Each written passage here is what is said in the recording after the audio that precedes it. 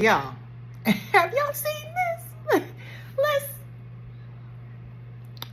let's give it a view. Let's just see. Let's just see what they talking about. I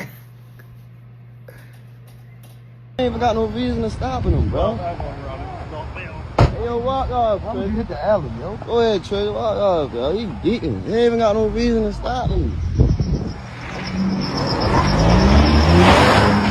Hey, yo, what the fuck? You gonna hit him with the car?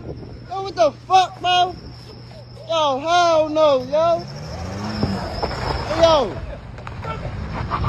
Come back this way, yo.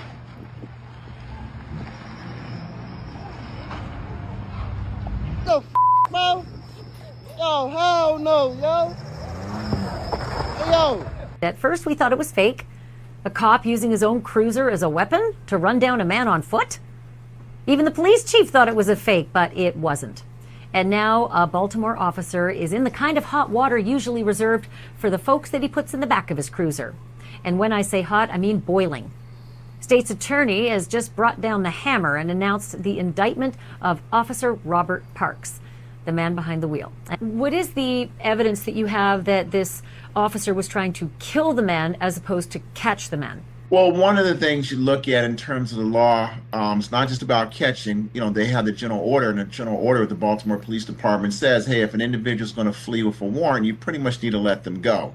But then when you look in terms of not once, not twice, but 3 times, we talked about this in our indictment, that there was an incident where he's driving the vehicle directly at that individual. That is not anywhere within the police general orders. They're not supposed to do that. They're supposed to de-escalate per the general orders of the police department. He even hits him with the vehicle at one time. But for the young man jumping out the way or running, if he hit the young man, then we do not necessarily know what had happened in terms of his life. He could have injured him, severely killed him, anything like that. Once again, in the general order and the way we look at it is that vehicle is a dangerous, deadly weapon. And that is when you look at the seriousness of the issues, the seriousness of what you have.